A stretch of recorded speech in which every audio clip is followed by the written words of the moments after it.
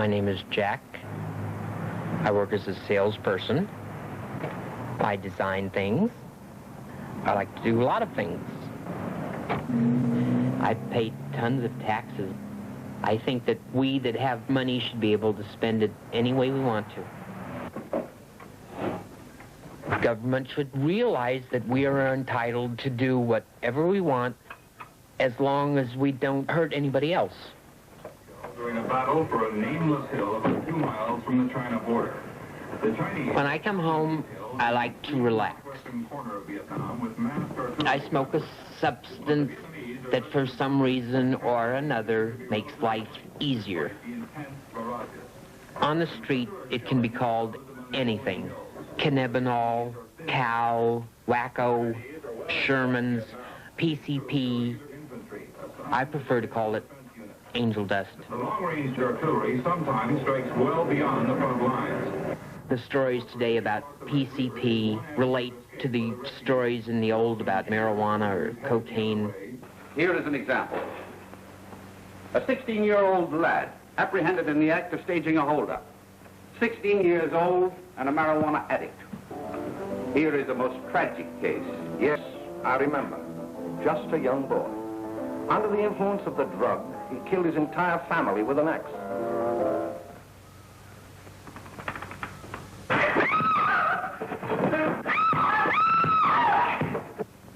I'm afraid this clip from Reefer Madness is just that, madness, compared to what we know today are the real facts about marijuana. But one of the things that's of concern to me is that I'm afraid that many people may think that this whole thing about PCP will be just another big scare tactic like was portrayed in Reefer Madness.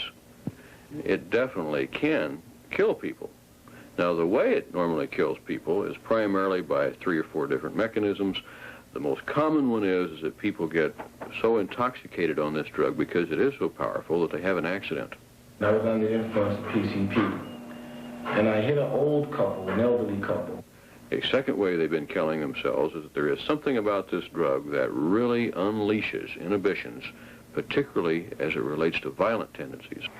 I was walking down the street with my hands in there, and I was imagining that I was, I had all these powers, like Jesus, This drug has a property to it that lets people think they are functioning very well when they're under its influence, which really isn't the case at all. PCP was commercially developed several years ago, and in its early clinical trials as an anesthetic, it was found to be very unpredictable, and therefore the medical people and researchers at that time deemed that drug unsafe to be used in humans. You might take the drug 100 times and have no trouble with it. And in fact, that's the case with a lot of people. But that 101st time, you may cause you serious difficulties. See, I'm crazy. Bananas. Wowie. I get fantastic colors. It's fantastic. It's just marvelous. When you smoke PCP, just everything just, oh boy, just goes. We know that anyone who takes a drug like PCP over a long period of time eventually stops their emotional growth. And that's very dangerous because all of us humans have to grow continuously in order to be able to handle our emotional problems, our depressions, our loneliness, our anxiety, and other troubles that we all have. Everything looks beautiful, great. Now, have been severely beaten during interrogation. Well, I never thought I'd end up in a mental hospital. But here I am. Basically, I am fairly normal. There are a few things that are bothering me. I find myself by myself a lot of times. I just can't seem to be happy. Loneliness is probably the most terrible feeling I've ever had. And I still have it right now. It's like you're in your own little world and you feel like just giving up, doing something stupid, like getting loaded, doing something stupid like even killing yourself. Loneliness can drive you that. It's driven me that crazy. About about 80% of the time I must have been by myself while I was loaded on PCP, and it made me feel like I wasn't alone. It put me into my fantasy world, and nothing could possibly hurt me when I was in that world. Nothing. When I started come down from the drug, I would look down on myself, and I would say, look at you, you're by yourself, there's nobody around you. When I smoked PCP, I didn't permit myself to get close to anybody. I kind of shut myself off from a lot of people. Things that make me angry, that I got angry about, were things that I couldn't even control. Things I heard on the news, society's laws. When I hear about somebody with money or a politician or someone famous getting busted, then they get a fine. But I can look at me getting busted for the same thing and going to prison. Displayed to prisoners of war. Just being young and rebelling against it. That'd be my escape. Go get high on some PCP.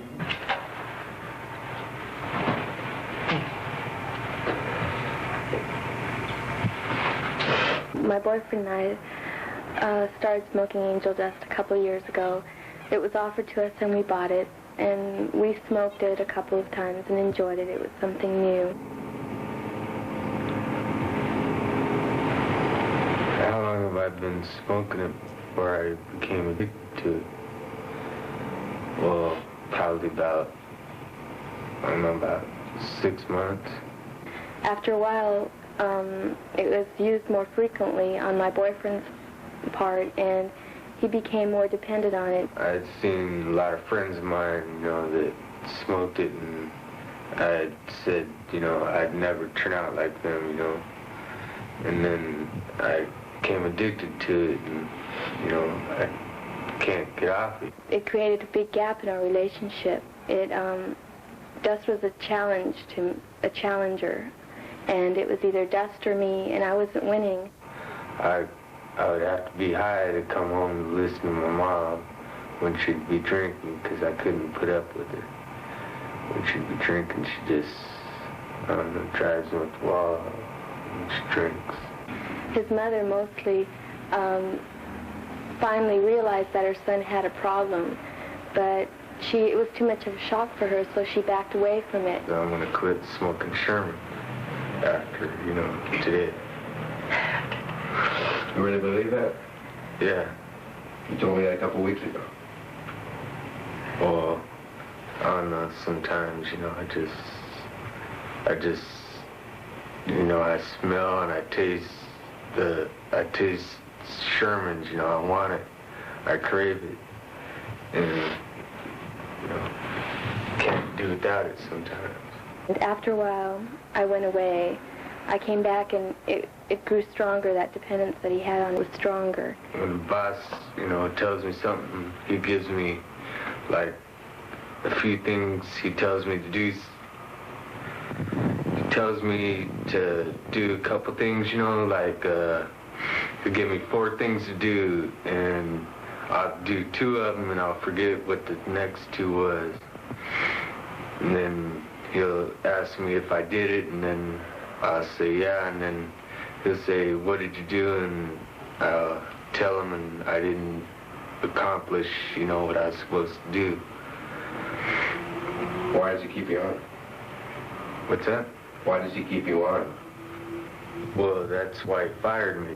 If you really thought that you couldn't stop smoking angel dust, that you had a dependence on it, I would just say go away. Get away from that vicious circle of friends that keep pressuring you, that keep offering it to you and selling it to you, making it so available. Happening?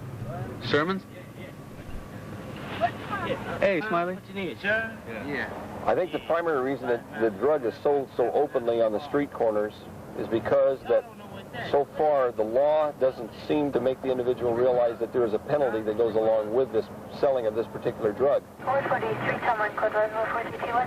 The most dangerous way to take PCP, of course, is to shoot it into the arm, but any way it's taken into the body seems to be dangerous. PCP is generally sold on the streets in various forms. It's sold in bottles now as liquid on the street. We're seeing more and more liquid coming into play today. crystal, where it's sold in a little seam or small bindle, the cigarette form. Now that could be a Sherman or a factory cigarette dipped in liquid PCP. And it's also sold as plant material in that same kind of a bindle. The difference between PCP and cocaine crystals, the PCP is generally a more yellowish color than the cocaine itself, which is white. Angel dust is PCP on plant material. The individuals on some occasions have been actually handed a joint, and the individual thinking of getting marijuana ends up with a PCP joint and freaking out. There's all these cars, you know, passing by, and I walked out in the street and I said, you know, stop, like, and it's coming back, like cars was coming back, you know, backwards, you know. And the police had pulled me over and they said, you know, what's that smell? And I said, what smell? Smell is one of the best ways of detecting PCP. PCP smells a lot like the presence of ammonia and airplane glue. When it's in the liquid phase, of course, it also has a strong ether smell. PCP labs generally are being run by people who have no knowledge in the field of chemistry, making possibilities of fire or explosion because they don't know all the safety factors involved in the manufacturing of the phencyclidine. The houses are generally very filthy. The type of product that's coming out of the place has no quality control.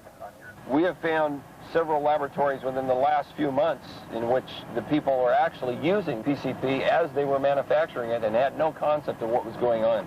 If you don't know what's going to happen when you take it, because you don't know what the dose is going to be like, why do you keep taking it? Why? Like life. Why not? Do you think the people who make it are concerned with the quality of it? Quality? What do you mean? Suppose they put in something extra or left out something. You'd have something totally different from PCP. Mm-hmm. Maybe it could hurt you. I don't think about that. I just like it. One of the reasons drugs are so available is because there's a lot of money in it. Of course, all drugs can be abused and pose problems for the abuser. Alcohol, tobacco, caffeine, tranquilizers, these are all drugs that are pretty common in our society and can pose problems for the people who use them. Advertising and mass media in our society really reinforces that we can't take care of ourselves. You know, if you have a headache, drop 2 of these. If you have an upset stomach, take this. Well, how do you think you got that headache in the first place? Loneliness, anger, depression, fear, boredom. The less we pay attention to our bodies and to what's going on, the more we cover it up with PCP and other drugs, the more prolonged the condition becomes. You smoke it most evenings and you're alone most evenings. Mm-hmm. You think there's a connection there? You mean that nobody comes over? Or you don't make an effort to change that? Well, it makes one content. You don't need anybody else. It's called denial. Denial that there's anything wrong. And you have to repress it in order to deny it. What should they do? If it's indicated, seek some kind of professional help. A lot of people, even though they are depressed or are denying their feelings, can channel it, say, into art or into sports, deal with their problems, and be productive also. I've noticed that a lot of times the things that I was the most afraid of, if I could draw it or paint it or do something in clay, it wouldn't be so scary.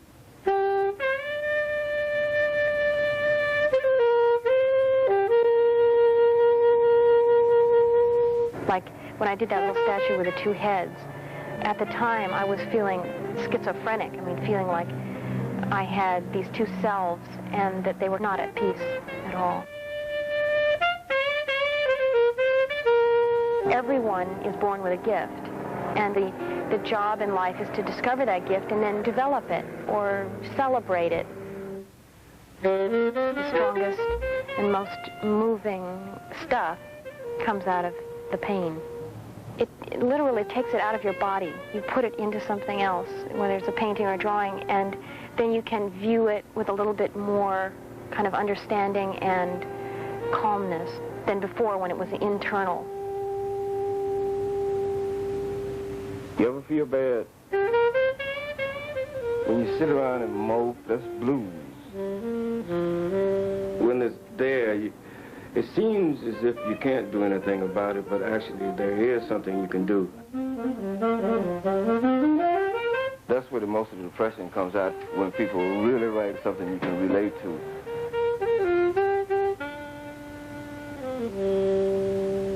I had so many problems and so many things going wrong and so many things coming down on me. But when I saw this guy, you know, he had no legs, and I started going, God, man, I'm really lucky.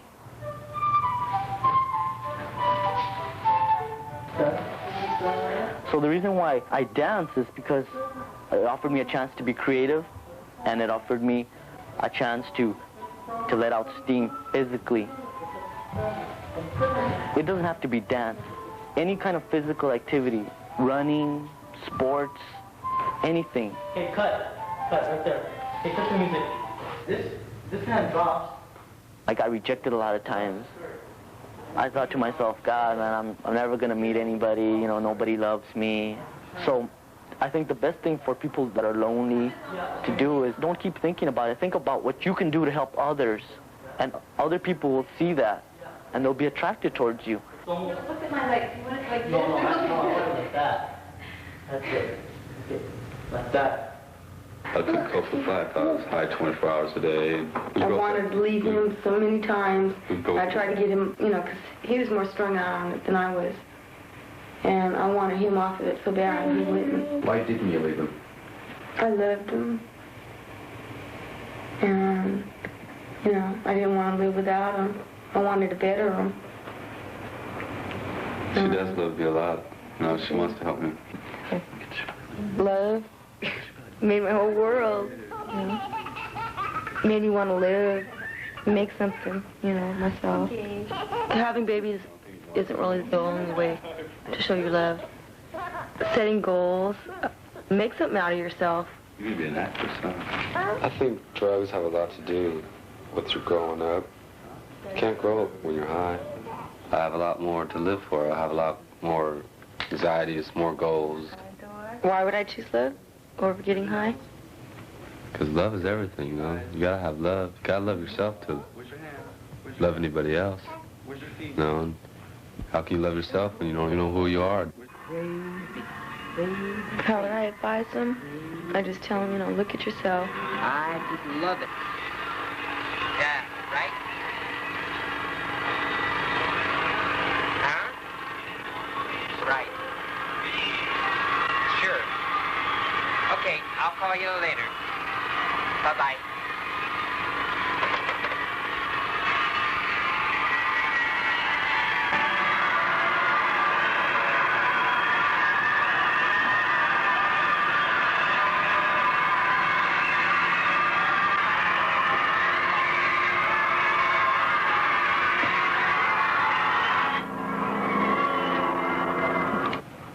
Describe how you feel. Huh? How do you feel? How do I feel? Fine. Can you describe your feelings? What? Describe how you feel. I feel fine. How's your head feel? Fine. Huh. Go ahead. Give me some word descriptions. Okay. Describe for me. Go. Describe how you feel. What do you mean? How do you feel? Describe how you feel, not just fine, but... I feel fine. This isn't doing it. Can you give me more description? What? It's rather embarrassing, but when you're loaded, I don't really feel that I was doing that. I feel that I'm mentally alert. I'm surprised and a bit shocked. Just the way I looked like somebody down on Skid Row or in an institution or something. I'm fine. I'm just sitting here watching television. Here I go. Should people why do you think people smoke PC? What? Say the alphabet. A, B, C, D. What? What was the question? Huh. That's the trouble with it. You see? PCP is so strange. It's fascinating. That's what makes so much fun.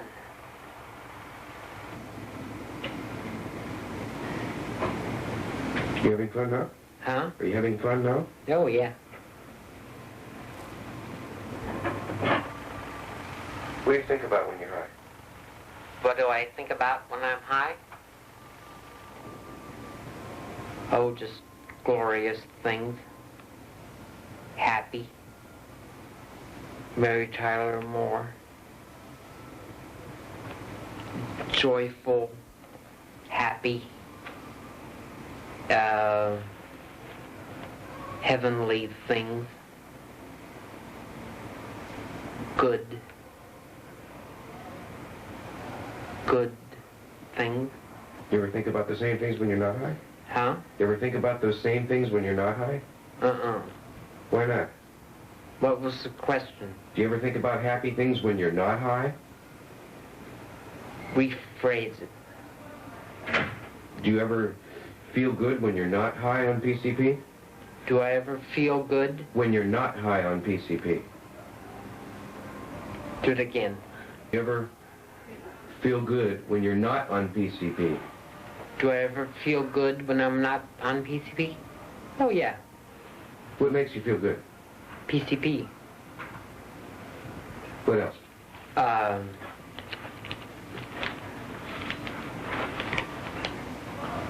What else? What? I don't know.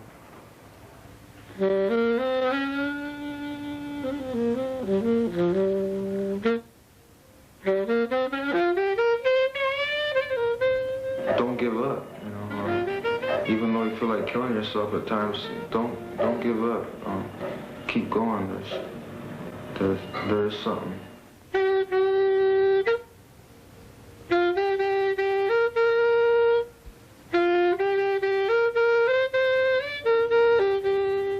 I knew in my heart that we could work it out, you know, and get off of it.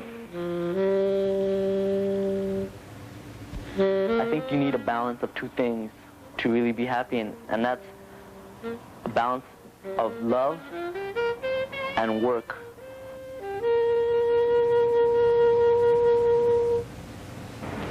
Okay, Jack. Control yourself. Control yourself, Jack. Jack. Control yourself. You have to control yourself. Control yourself. Control yourself.